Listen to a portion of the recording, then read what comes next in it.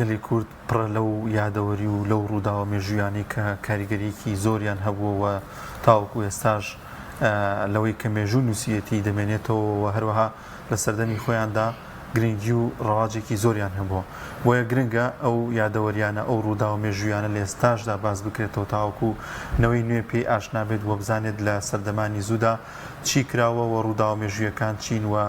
هەندێک جار ئەو ڕووداوە مێژویانە تاوەکو ئێستاش کاریگەریان هەبێت یەکێک لەو ڕووداوە مێژویانە یاخود یادەوەریانە ڕزگارکردنی شاری سلێمانی بۆ لەلایەن مەحموود خانی دزڵیەوە لە سەردەمی ئینگلیزدا کە لەو سەردەمەدا و لە ساڵ 1990 خۆی و 5,000 سوارچاک دێنە شاری سلێمانی دوایەوەی کە مەحموود خانی شێخ مەحموود دەستگیر دەکرێت مەحموود خانی دزڵی فریای ئەو ناوچانە دەکەوێت و لەگەڵ ئینگلیزەکاندا ڕاوێژ دەکات دواتر پاس بە درێژی باز لەم تەوەریەمان دەکەین و گفتوگۆ زیاد دەکەین لەگەڵ زۆر بەڕێز مامۆستا ئیبراهیم مەیکە نووسەر مامۆستاگیان زۆر بەخێر بێت چاومان پێش هەموو شتێ مەحموود خانی دزڵی کێیە ئەگەر بیناسیێنین بە ناوی خوا سوپاس بۆ ڕەخساندنی ئەم دەرفەتە و بەسەرکردنەوەی ئەو یادە مێژوویە وەکو جەنابەت فەرموودی یەکێکە لە وێستگەکانی مێژووی خەباتی ڕزگاری خوازی گەلی کورد بەگشتی و سلێمانی بە تایبەتی مەحموود خانی دزڵی بەداخەوە ئەبوو وەکو سمبول و هێمایەکی دیاری ناوخەباتی کوردایەتی زۆر لەوە زیاتر گرنگی پێ بدرایە و بناسرایە بە نەوەکانی ئێستا و داهاتوومان وەلێ بەداخەوە بۆی کەم تەرخەمی دەسەڵاتی سیاسی و ئیداری و فەرهەنگی سلێمانی ئەو ناوایە ئەو هێما دیارە ڕۆژ بە ڕۆژ بەرەو ڕێگەی فەرامۆشبوون و لەبیرچوون ئەڕوات بۆیە جێ خۆیەتی من دەستخۆشی لە جنابتان و لە هەموو ئەو میدیا و ناوەندانە بکەم کە گرنگی بەو یادە ئەدەن و کەسایەتی ئەو زاتە ئەناسیێنن مەحموود خانی دزڵی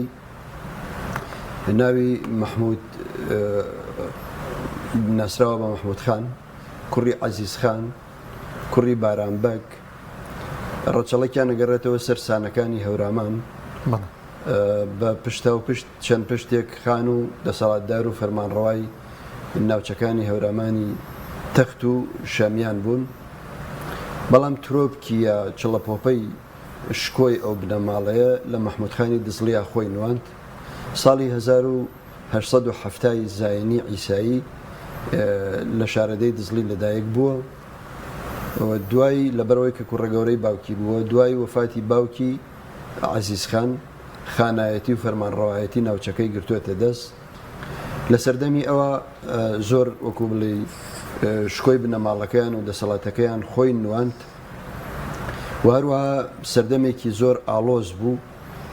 بەڵام مەحموود خان بە ژیری و سەلیقەی سەربازی خۆی توانی ئەو قۆناغە نەک هەر تێپەڕێنێ بەڵکو مێژوویەکی پرشنگداریشی تیا تۆمار بکات دواتر ئەچینە سەر وێزگەکانی ژیانی مەحموود خان بەڵام بە کورتی و پوختی مەحموود خان دوای ئەوەی کە ئەو تەمەنەی بەڕێکرد ساڵی 1946 بەفیت و پیلانێکی نەگریس لەلایەن ئەفسەرێکی ئێرانیەوە لە ناوچەیەکی سنووری بە ناوی مڵەوەردە بە هەورامی ناوی شوێنەکە وای پێ ئەڵێن لەوێ دەرمان خوارد کرا و دوای 9 ڕۆژ لە دەرمان خواردکردنی بەداخەوە لە گوندی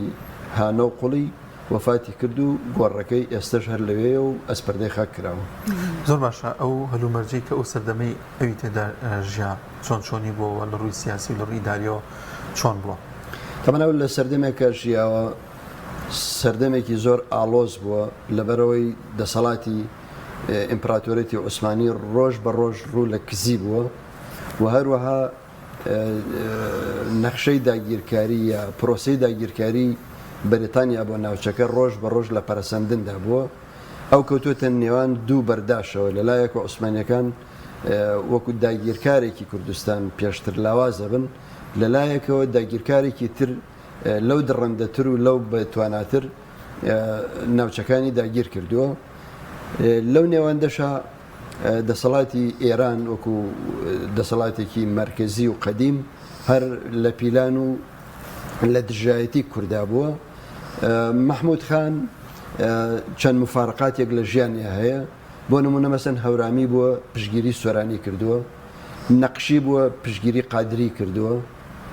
لە سەردەمێکە کە نەتەوایەتی باو نەبووە ئەو هەستی نەتەوایەتی لە ناخیا چەکەرەی کردووە و کاری بۆ کردووە ئەو هەستنەتەوایەتیش لەوا خۆی نواندووە کە چووە بەهانای حەمەڕەشیدخانی بانەوە بۆ مەهاباد، چووە بۆ شەڕی قاجارەکان بۆ شاری سنە، هاتووە بۆ یارمەتیدانی شێخ محمود لە سلێمانی، وەکو تعبیرێک لە چاپێکردنێکی ترا دەرەمبڕی محەممەد خان توانی بە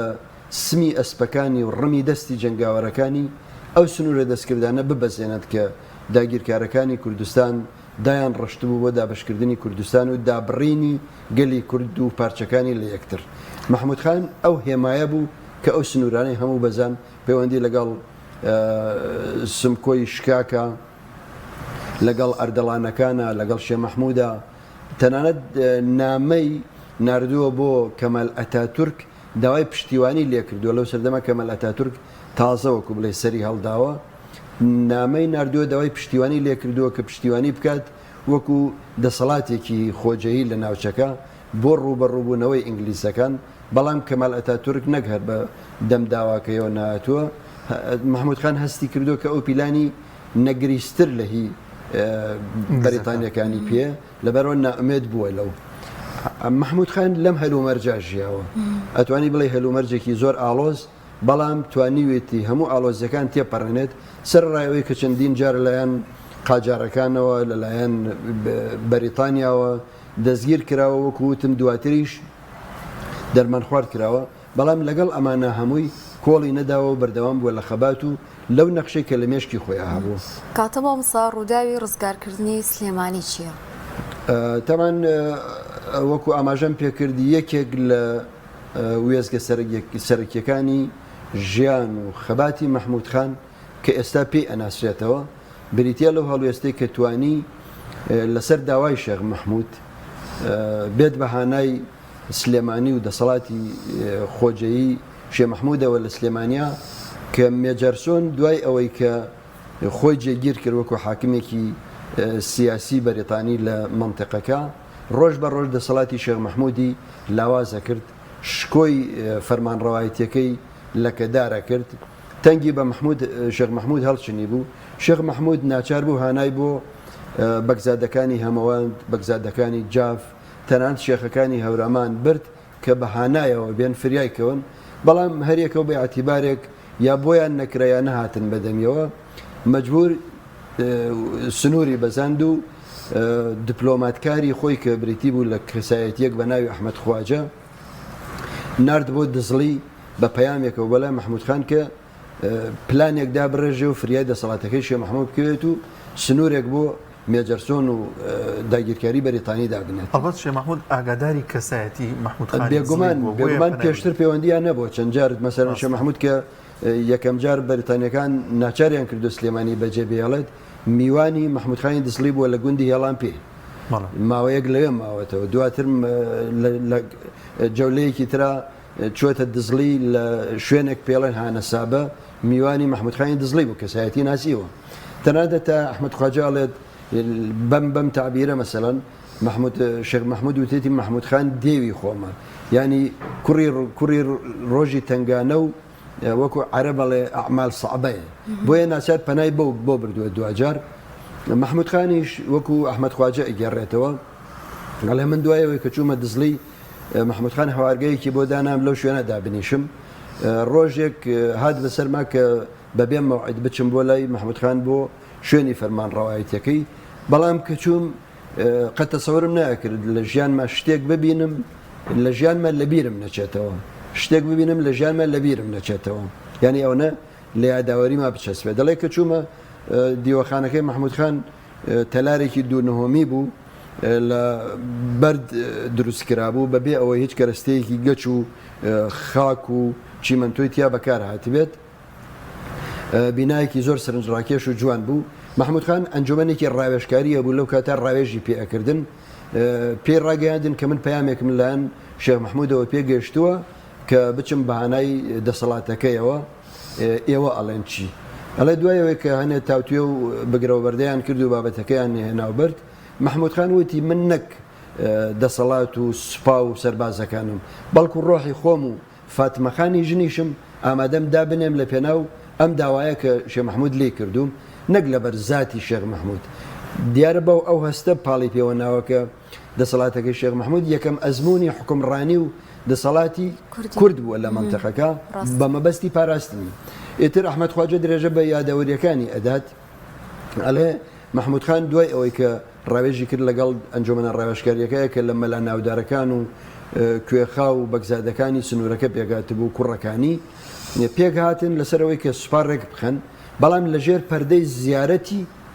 کاگەحمەدی شێخە محمود خان بجوڵێ لەبەرەوەی لە چاودێری بەریتانیەکان و هێرش و پەلاماریان پارێزراو بێت بە هەورامیەکانی ڕاگەیان هەرکەس بچێتەوە بۆ منتیقە و سنووری خۆی چەکدار ئامادە بکە بەڵام بەو مەرجەی کە هەموو چەکدارێکەیەت هەمانەیەکی تایبەت بەخۆی پێبێت لەو هەمانە بەشی دەڕۆژ خواردن لە توی وشک و مێوژ و نانی پێبێت وهروە هەموو چەکدارێکیش 100 فیشەکی پێبێت ئەمە ئەوە گەێنێت کە محمود خان ئامادەکاری تەواوی کردووە بۆ شەڕێکی درێژخایەن لەگەڵ بەریتانیەکانە نەک ئەوەی وەکڵێک کەوتوێ بەسەریا نە بەڵکو بە پلانێکی سەربازی تۆکمەوە هاتووە ئیتر تەفاسیلی هاتنەکەی زۆر ئەخایەن ئەگەر قسەی لەسەر بکەین بەڵام کورت و پوختەکەی ئەوەیە کە محمود خان بۆچی ڕێگەی یا چەپە ڕێگەی دزڵی هەورامان پێنجوێن شارباژێری هەڵبژارد بۆ گواستنەوەی سوپا و لەشکرەکەی ڕێگەی تەخت و نزیکی دزڵی خورماڵ شارە زول سلێمانی بۆچی هەڵنەبژارد هۆکارەکەی ئەوە بوو کە ئەم ڕێگەی ئەملا بەدەست یا لەژێر کێفی بەریتانیەکان هەبوو ئەگەری ڕوبەڕووبوونەوە لەگەڵ بەریتانیەکانە زۆر بوو کە ڕوبەڕووبوونەوەی لاوەکی تووشی سوپاکە ببێت و شەکەتی بکات نەتوانێت ئامانجەکەی جێبەجێ بکە بەڵکو ئەم ڕێگەی تریان هەم پلانێکی سەربازیدا ڕشت کە جێیشەکەی کرد بە چەند تیپ و دەستەیەکەوە یەک لە دوای یەک بێن بە شێوازێک نە ئەوەنە دوور بن لەیەکەوە دەنگیان دا ببڕێ لەیەک نە ئەوەش نزیک بن ئەگەر ڕوبەڕووی هێرشێکی سەربازی یا زەمینی ببنەوە کەمترین زەرەریان بەربکەوێت وە لە ڕوویەکی تریشەوە ئەوە هەندێک لەم ڕێگە هەندێک شێخ و بنەماڵەی ناودارە بوو وەکو سەید و شێخەکانی حاجی مامەند کە هەواداری شێخ محمود بوون بۆ ئەوەی لە وێستگەکانی ڕێگەکەیە سود لەو ئاشنایەتی و پەیوەندیانە ژۆر بگرێت ئەمانە و کۆمەڵێک هۆکاری تر کە بوونەوەی ئەوەی کە محمود خانی دزڵی بە سەلامەتی سوپاکەی لە هەورامانەوە بگوێزێتەوە بۆ سلێمانی و ڕۆژی 19 مانگ بێتە سەر گۆیژە و پەلاماری سلێمانی و دەسەڵاتی بەریتانی لە سلێمانیا بدات و ڕۆژی 20 سلێمانی کۆنتترۆل بکات و مێجەر نۆئێل کە فەرماندەی سوپای بەریتانیەکان بوو کە مێجەرسۆن خۆی لە ترسا سلێمانی بەجێهێشت بوو مێجەر نوئێلی کردو بە جێنشینی خۆی محمود خان مێجەر نوئێلی بەکە لە بچەکراوی و دەست بەسراوی بر تەسلیمی شێخ محمودی کرد و سلێمانی بە سەلامەتی لە دەسەڵاتی سەربازی و مەدەنی بەریتانیەکان پاک کردەوە و ماوەی تقریبان مانگیۆک و چەند ڕۆژێک سلێمانی بە ئازادی بەڕێوە برای لەلایەن شێخ محمود و چەکدارەکانی محمود خانەوە ئەوسەی برایم ڕوبەڕووبوونەوەکە چۆن چۆنی بوو پێکدان ڕوویدا ئەوەی کاماشت پێگر گەشتە گۆیژە دوای ئەوەی کە پێما بێت ئینگلیزەکانم هەواڵە بیستنە خێرا پەیوەندی بە شێخ محمودەوە دەکەن دەڵێنم هێزە زۆری بۆ چیە ناوەویش ئاماژە بۆ دەکات بۆ زیارەتی کاگەحمەدی شێخ هاتووە بەڵەوەکو وتم محمود خان ئەلبەت لە پێشەکیەکەی جەنابیشتا تێبینیەکەم بۆ دروست بوو ئەوترێت چەکدارەکانی محمود خان 5,000 بوون یا 4,000 بوون یا 3,000 بوون ئەوە لە ڕاستیە هەڵەیەکی لۆژیکیە چونکە لەو سەردەما کۆکردنەوەی 5,000 کەس و 3,000 کەس شتێک جۆرەکە لە ئەستەم ئەوەی کە وەک پشتی پێبەستێ شەغلەتیف کە یەکەم کەس بووە یا داوەریەکانی گێڕاوەتەوە لەگەڵ ڕووداوەکە ژیاوە شەغلەتیفی کوڕی شێخ محمود نووسیوێتی 300 کەس 300 چەکدار بەڵام نە 300 کەس بوون نە 5,000یش لەو بەینا من بەپێ ئەو لێکۆڵنەوە کە لێرا کردومە چەند سەرچاوەیەکی متمانە پێکرا و چەند چاوپێکەوتنێکی مەیدانیشم ئەنجام داون دەرەکەوێت کە سوپاکەی محمود خان چەند دەستەیەک بووە ئەگونجێت دەستەی یەکەم کە خۆی ڕابەرایەتی کردووە 300 کەس بوو بن وە چەند دەستەیەکی تریش وە چەند ئاماژەیەکی ژەن مەسەن لە یاداوەرەکانی ئەحمەد خواجا ڕوو نەبێتەوە کە دەستەکان یەک لە دوای یەک بە ناوچەکانە تێپەڕیون چەند دەستەیەکن بەڵام تەفاسیلی هێرشەکەی ئەوەیە کە دوای ئەوەی ئەو دەستانە لە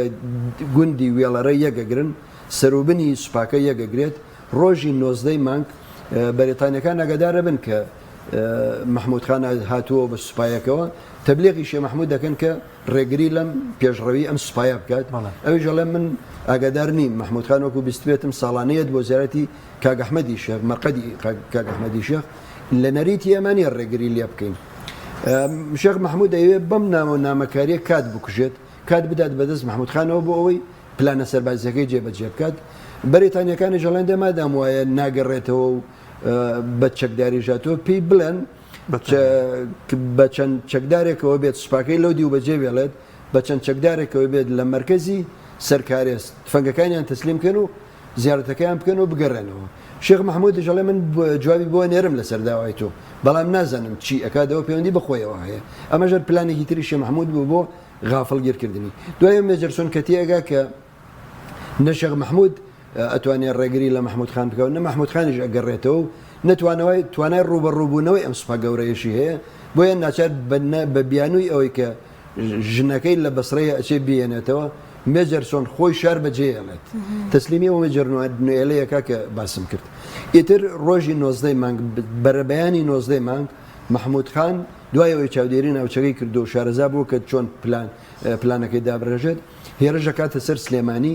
4,000 پیادەی بەریتانی بە ئینگلیز و بە کرێگیراوی کوردەوە واروەها 200 سوارەی کورد کە بەداخەوە فەرماندەکەیان یەکێک بۆ لە ڕەمزە دیارەکانی ئێستای سلێمانیکردنا وەکو بڵێ هێمای ڕۆشنبیری سلێمانیە بەڵام ئەو کاتە سەرۆکجاشی بەریتانیەکان بووە با ناوی نەبێن و لە کەداری نەکەین بەڵام ئەوە بەڵگەی مێژووی من ناڵێم ڕەفیق حلمی ئەڵێت کاتە ئەو قسەی ڕاستە کە دەوترێت هەندێک لەو ناوای کۆنانەی کە بەرەنگاری شێخ محمود خان بوونەتەوە بە کرێگرتی ئینگلیز بوون بەڵێ یەکێ لە ئایکۆنەکانی ئێستای سلێمانی ئەو کاتە سەرۆکجاشی بەریتانیەکان بوون ڕوبەڕۆی محمود خان بوونەتەوە شەڕیان لەگەڵا کردووە لە بەرەبەیانی ڕۆژی 19 هەتاوەکو نیوەشەوی ئەو ڕۆژە لە نەتیجا کەزانیوە نەتوانای ڕوبەڕووبوونەوەیان نییە کوردەکان خۆیان تەسلیمی شێخ محمود کردووە بەریتانیەکانیش بەردەوام شەڕیان کردووە یا گیراون یا هەڵهاتوون ئەوەی کە هەڵات و ڕای کردو بەرەو کەرکوب ئەوەشی کە بەدیل گیراوە محمود خان بردوێتی تەسلیمی شێخ محمودی کردو کۆتایی بە شەڕەکە هاتووە بەڵام چەند خاڵە کە پێویستە من تیشکی بخەمە سەر ئەویژێکە لەوانە مەسەلەن شێخ محمود فەرمانیدا هەرچی بنەماڵە و کەسی ئینگلیز هەن لە سلێمانیە کە مەسەلەن فەرمانبەری دایرەکان بوون یا ماڵی مەدەنی بوون هەمووی کۆکردوونەوە لە دەبۆکەی ئێستا و کاتەژەر دەبۆیان پێوتووە بۆی پارێزرا بوون و دەستدرێژیان نەکرێتە سەر ئەوە وەکو بڵێ هەڵوێستێکی مرۆڤ دۆستانە بووە کە لەو سەردەما ئەنجام دراوە هیچ بەریتانیەک بۆی ئەو هێرشەوە دەستدرێژی یا مافی مرۆڤ پێشێل نەکراوە لەو مۆزوعە وەکو تاڵان و بڕۆیە کوشتنی ناحەقیان ئەوەی کە لە شەڕە کوژراوی ئەوە مۆزوعێکی ترە خاڵێکی تر کە پێویستە من تیشکی بخەمە سەر وەکو لە باسی هەمانەکەی چەکدارەکانە باسم کرد دوای ئەوەی کە سوپاکە یەکەگرێ لە شارباژێر شێخ محمود هەر ئەو ئەحمەد خواجەیە کە بە دیبلۆماتکاری دائەنرێت بە چەند کیسە پارەیەکەوە نێرێتەوە بۆ لای محمود خان و بەگەکانی تر کە فەرماندەی سوپاکە بوون ئەچێتە لای محمود خان 100 لیرەی لە کیسەیەکە ئەداتێ ئەڵێ محمود خان ئەمەی بۆ نردووی بۆ خەرجی جێیشەکەت سوپاکەت محمود خان لە کاکە خۆم بۆ پارە کۆکردنەوە نهاتوم هیچم پێویست نییە سوپاکەی خۆم و کووتم هەموو سەربازێک هەمانەیەکی پێ بەشی دەڕۆژ خواردن و 100 فیشەکیشی پێ هیچم پێویست نییە ئەحمەد خواجەر پێداگریەکە کە ئەم پارەی بۆ تۆ نردووە لەبەرەوەی شێخ دڵی هیچ نەکە 1 لیرەی بۆ مبارەک بۆ تەبەڕک لیاڵەگرم و ئەوی تری بۆ بەرەوە بەڵام هەر ئەحمەد خواجەر چێتە لای یەکێک لە بەگەکانی تر کە فەرماندەی دەستەیەکی تری سوپاکەیە ئەڵێ ئەم 100 لیرەیان بۆیە ناوی ئەو وەکوڵێ جۆرێک لە نار ڕزایەتیەوە لە جا 100 لیرە چییە بەشی چیەکە 100 لیرە چۆن جێشی پێ بەڕێکرێت ئەمە ئەتوانی بەراوردێک لە نێوان کەسایەتی محمود خان و کەسایەتەکانی ترا بکەیت کە چۆن بوون چۆن مامەڵیان کردووە لەگەڵ شێخ محمود و پاڵنەرەکانیان چی بووە ئەمە وەکو بڵێ لە کۆی ئەم دیمەنانە تێئەگەین کە محمود خان بۆچی هاتووە بە سلێمانی و پاڵنەرەکانی چی بوون و بۆچی ئەم هێرشەی ئەنجام داون مامۆستا هەر ئەو کەسایەتی بووە ڕەفیق حلمیش باسیەکە کە جیاواز بووە لەوەی کە لە سەرکردەکانی دیکە لەبەرەی سنووری تێپەڕاندووە پێم وابێت لە ڕابردووتردا شتیوان نەبووە سەرکردەیەک بەهانای پارچەیەکی دیکەی کوردستانەوە بێت لەو سەردەمەدا ئەوەندەی ئاگادار نەگەر سنووریان نەبەزاندەوە و لە پێشەوە ئاماژەم کرد شێ محەموود داوای کردووە لە هەمەوەندەکان لە جاوای کە لە ناو خۆی کوردستان نابوون هەندێکیان نەگەر نهاتون بەدەمە پیلانیان دژی گەڕنەوە بەڵام محەموود خان سەرڕایەوە کە سنوورەکانی بەزاندووە حساوی بۆ هیچ سنوورێکی دەستکرد نەکردووە لە ڕووی هزریشەوە ئەندامی حزبی هیوا بووە هەنی کەسایەتێکی گەورەی وا دەرکی ئەوە بکە ئەمە خۆی مانای هەیە ئەجا خاڵێکی تر کە زۆر مهمە هەر لەسەر لە ضمنی پلانی سەربازی محەموود خانە تێشکی بخێنە سەر هاوکات لەگەڵ ئەوەی ئەو لە کێشەی لە هەورامانەوە کردو بە سلێمانی پلانێکی لاوەکیشی داڕشتووە نەوەک بەریتانیەکان لە هەڵابجە بە فرسەتی بزان کە محەموود خان لەم سەفەرایە هێرش بکەنە سەر ناوچەکانی ژێردەسەڵاتی یان لە پشتەوە پەلاماری سوپاکەی بدەن پلانێکی لاوەکی داناوە کە لەو کاتە لە هەورامانەوە هێرش بکرێتە سەر هەڵابجە حاکمی مەدەنی بەریتانی لە شاری هەڵابجە بەدیل ئەگرن بەریتانیەکان لە هەڵابجە مەشغوڵی ئەو پلانە ئەبن کە چۆن ئەم حاکمەیان ئازاد بکەن لە بیری ئەوان نابن تازەیتر پەلاماری ناوچەکانی ژێر دەسەڵاتی محەموود خان بدەن یا لە پشتەوە پەلاماری سوپاکەی بدەن یعنی هاوکات لەگەڵ هێرشەکەیە ئەو پلانە لاوەکێشی داڕشتووە کە لەوا زۆر سەرکەوتوو بووە و دواتر بە مفاوزاتی عادیلە خانم حاکمە بەریتانیەکان تەسلیم کردوێتەوە مامۆستا ئەوەی کە گرنگە بۆچی ئەم هەڵوێستەی خان بە پێویست باز نەکراوە و ینی بەتایبەت لە مێژووی سلێمانی لە دەوروبەری سلێمانیدانی بۆچی وەکو ڕەمزێکی گەورە ینی ئەمە بۆ خۆی گرنگە یان یاد ناکرێتەوە بەداخەوە تا ئێستش ئەو کەم تەرخەمیە ئەو فەرامۆشکردنە هەر لە وەکووتم هەم لە دەسەڵاتی سیاسی هەم ئیداری هەم فەرهەنگی سلێمانیا بەدیەکرێت هۆکارە سەرکێکەشی بۆ ئەوە گەڕێتەوە کە ئەگەر ناوی محەموود خان بروس پێ بکە چەند ئایکۆنێکی تر کە فویان تێکراوە و کراونەتە ڕەمزی سلێمانی ئەوان ئۆتۆماتیکی ئەبووکێنەوە چونکە بە دەرکەوتنی حقیقەتی محەموود خان حقیقەتی مزەیەفی ئەوانیش دەرەکەوێت مەسەلەن یەکێک لەو شتانە کە بنەماڵەی شێ محەموود خۆیان دان بەو ڕاستیانێن کە محەموود خان فریاد ڕستێکی باش بووە لە کاتی خۆیان فریای سلێمانی کەوتووە بۆ نمونە مەسەلەن شێخ لەتیفی کوڕی شێ محەموود کە کوڕە گەورەی شێ محەموود بووە یەکەم کەس کە یادداشتی نووسیوەتەوە و ئەم بیرەوەریەی تۆمار کردو شێخ لەتیف بووە لە یادداشتەکانیان تۆماری کردووە ئەوەندانیان بە فەزلی محەموود خانە ناوە وهروەها لە دەیان سەرچاوەی ترە مەسەلەن بروسکەکانی وەزارەتی مستعمەراتی بەریتانیا یادداشتەکانی ڕەفیق حلمی یادداشتەکانی ئەحمەد خواجە ئەمانە هەموو مەسەلەن یادداشتی عەلادین سجادی ئەمانە هەموو دان بە ڕۆڵی محەموود خانە ئەنێن بەڵام لەم دواییانەوە وەکووتم بۆ پەردەپۆشکردنی ڕۆڵی محەموود خان و زلکردن و دەرخستن و فوتێکردنی چەند کەسایەتێکی مزەیەفی ناحەقیقی بەداخەوە محەموود خان فەرامۆش کراوە و من و دەیان کەسایەتی تریش چەندین ساڵە بۆ نمونە من خۆم لە ساڵی 2000 ینی 23 ساڵ لەمەوە پێش لە ڕۆژنامەی کوردستانی نوێە بابەتم لەسەر محەموود خان نووسیوە داوام کردووە شارڕێگەیەک فڕۆکەخانەیەک سەربازگەیەکی یەکگرتووی سوپای هەرێم بکرێت بە ناوی محەموود خانەوە بەداخەوە نەگەر ئەم شتە گەورانە نەکراوە تەنانەت مەکتەبێکیش جادەیەکیش بە ناوی محەموود خانی دزڵێەوە نییە بەڵام بڕۆ مەسەلەن بڕۆ لە سلێمانیە کەسایەتی وا گەورە کراوە کە لەوانەیە بنەماڵەکەی خۆشی تەواو نێناسن بەڵام کە کراوە بە ئایکۆن و بە هێما و بە ڕەمزی سلێمانی کە ئەمە نەحەقیەکە و جیاکاریەکە لە بینی هەورامی و سۆرانیە ئەکرێت لە سلێمانیە سلێمانی ئەگەر شارە ئەوێ شاری هەمووان بێت ئەگەر لادێشی پێشکەش بە خاوەنەکانی بێت ئەمە ڕاستیەکەەوە ئێڵم کاتە هیچ سەرچاوێکیش نییە بۆی کە بتوانین ژیانی محەموود خانی لێو بخوێنینەوە بێجگە لەو یادداشتانەی کە لە باس کراوە و بەڕێز ئەلبەت ئێستا لەم سەردەما کتێب نووسراوە لەوارەی ژیان نامەی محەموود خانی دەزڵێەوە وردەکاریەکانی ژیانی ئەوەنەی کە پارێزراو بێت و لە بنەماڵەکەی یا دەماودەم مابێتەوە بە سەرچاوە سەرەکیەکانی کە قسە لەسەر ئەو مۆزوعیان کردووە وەکووتم بە پلەی یەکەم یادداشتەکانی ڕەفیق حلمی دووهەم یادداشتەکانی ئەحمەد خواجە